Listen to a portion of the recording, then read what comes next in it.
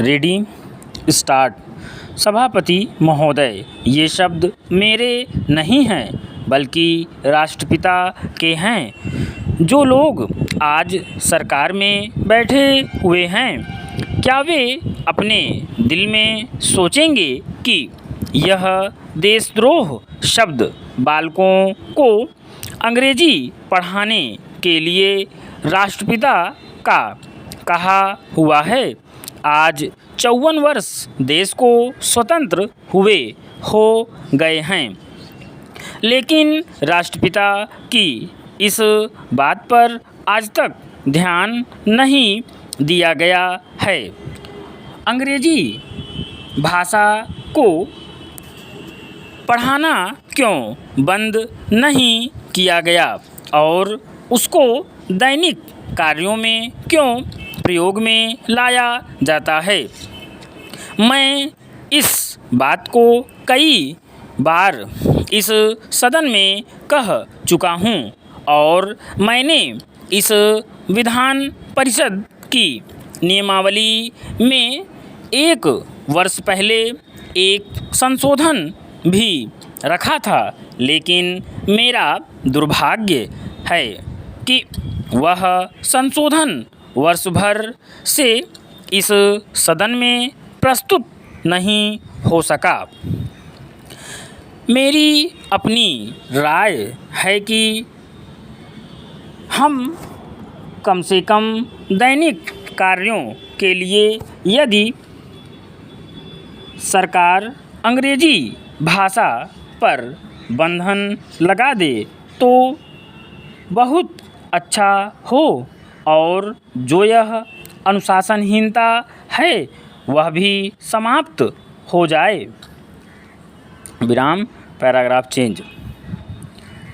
सभापति महोदय, जैसा कि मेरे मित्र ने कहा, लड़कों के माता पिता अंग्रेजी का प्रयोग करते हैं और उनके शिक्षक भी उसका प्रयोग करते हैं। फिर बालकों को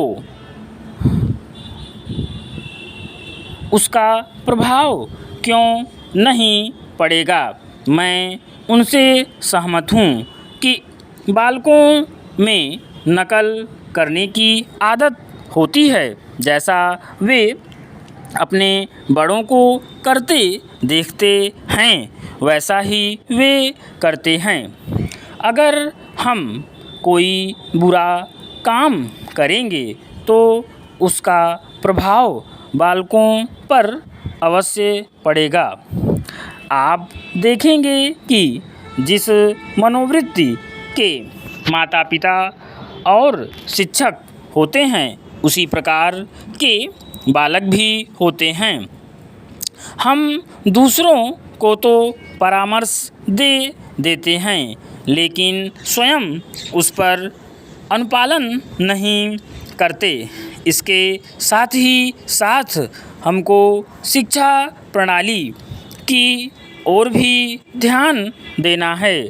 शिक्षा के जिन तरीकों को आजकल अपनाया जा रहा है वे वास्तव में लाभकारी नहीं हैं।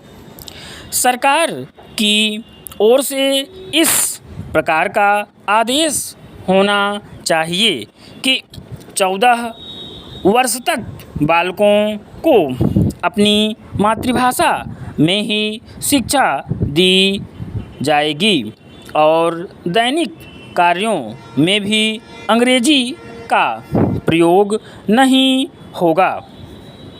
इस प्रस्ताव में अनेक महत्वपूर्ण बातों की ओर ध्यान दिलाया गया है। मैं समझता हूँ कि जब माननीय मंत्री जी इसका उत्तर देंगे तो यह कह देंगे कि बहुत सी बातों पर कार्यान्वयन कर रहे हैं, लेकिन मैं समझता हूँ कि उन पर कोई कार्यान्वयन नहीं हो रहा है। विराम। स्टॉप।